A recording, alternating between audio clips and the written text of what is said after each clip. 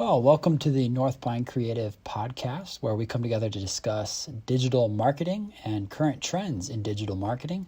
Today, our topic is social media marketing. We've got Luke, we got Weston here from North Pine Creative to discuss some questions and some how-to regarding these things, as well as to discuss some current trends. So I am the CMO at North Pine Creative. Luke, Weston, if you guys could quick introduce yourselves. Yeah, my name's Luke. I'm the CEO here at North Pine Creative. My name's Weston. I am the COO at North Pine Creative. Okay. First question we have for tonight. What is social media marketing? Luke, do you want to answer that one first? That's a fun question. It's so broad. So when I think of social media marketing, I really think about digital advertisements, going and running Facebook ads or working with Instagram and doing sponsored posts and those sorts of things. That's what I think about a lot of. But then on the flip side of that, it's also social media marketing. It has a lot to do with having a Facebook page and having an Instagram and having a LinkedIn. And, basically it's just if you are on a social platform and you're there with the goal to market yourself and putting your content out there to, evoke a response from people, that's basically social media marketing. Mm-hmm. It's like I do a lot with realtors, and they are constantly using it as a way to be showing homes, and they don't even sometimes they don't even dip into the aspect of doing Facebook advertisements and stuff like that, and they're purely just posting virtual showings and those sorts of things. So I really think that it's social media marketing is there's a lot of different pieces that make it up as a whole. So really, one, it's that element of having a Facebook page and having that be a brand page and not just a personal page. I mean, you can still market yourself on a personal. What you mean by brand page?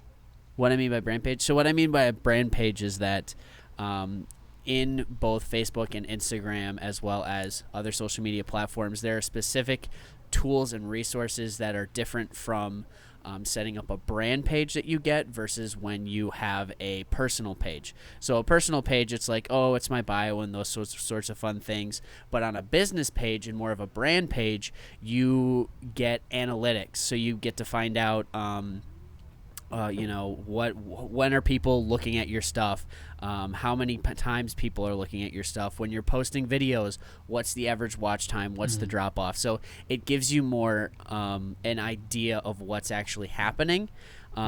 And the downside to using brand pages is that Facebook really, especially with Facebook and Instagram, is they really like to make sure that they're pushing content out to people that's genuine and going to start a conversation. And typically a lot of that stuff usually happens with your friends and not necessarily with a brand page. So that's a challenge when you do set up that brand page. But I think it's really important to use a brand page versus a personal one because it offers so much more flexibility to do things. And yes, you got some challenges with it, but the analytics are worth it. The ability to add admins and just be able to manage it like a business, and not more just people can interact with more people can help you manage the page, correct?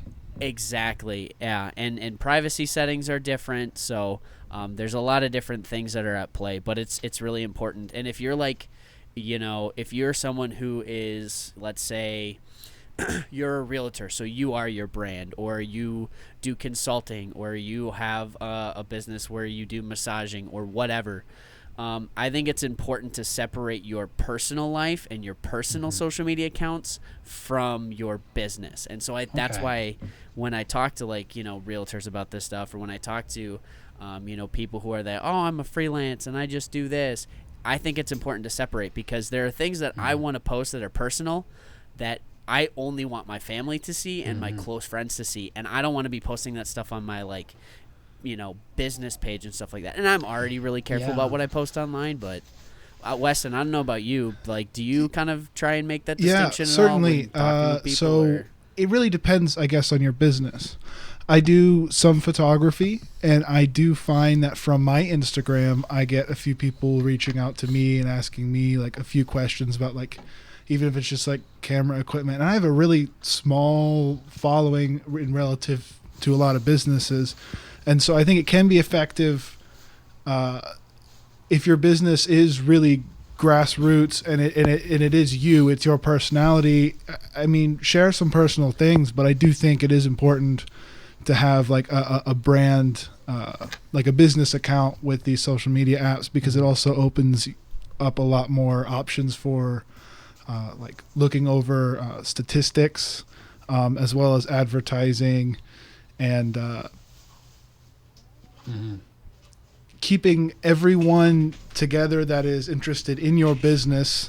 Well, that requires a different type of a different type of content than making sure your grandma doesn't unfollow you, you know. And that's a very different, it's a very different ecosystem depending on what your goal is, because ultimately if your goal is sales, then maybe you should be looking at what you're posting a little differently.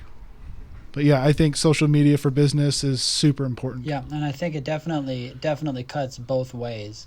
Not to just separate the two and not use your personal account for business, but some people use their business account for personal posts, and that can be detrimental to a brand when they don't differentiate between the two, and when they see their business as themselves, they make a personal post and they lose customers over a personal post. When realizing there's a divide there, and the divide goes both ways. Yeah, like I don't want to see your vacation photos. I just don't.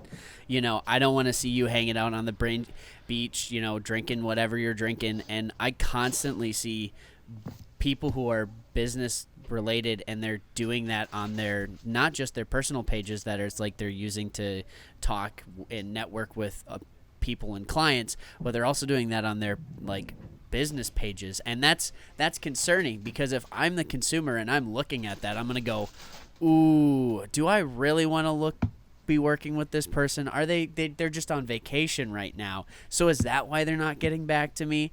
It just, separating that personal and that business on social media is really important, and especially it'll help out your marketing too. Now, I know that's a lot of like stuff and tips, especially for company, like people who are their own brand and they are their own company. But even if you're a larger company too, you know, some of those personal things and adding those personal touches to it isn't a bad thing, you know, like dog photos and those sorts of things. But if you are a business and you are a brand, Ben, to answer the initial question, yes, you should be using a business page on Facebook and on Instagram and on LinkedIn, and not just have like, oh, we're just going to create a Facebook just for our Facebook account just for our business. So yeah, it's one thing to have bits and pieces of who you are coming through your personal account, because that makes it more relatable, but ultimately people are coming for your product, and that's what they want to learn about. So with that, we have to draw this podcast to a close. We want to thank our listeners. We want to ask that you check us out at northpinecreative.com. If you like what you've heard, please subscribe to our YouTube channel or our podcast. We'd love to share more of our content with you. And as always, you can fill out our form on our website for a free consultation with any one of us to help you strategize how you can improve your digital marketing with your company. Have a great day.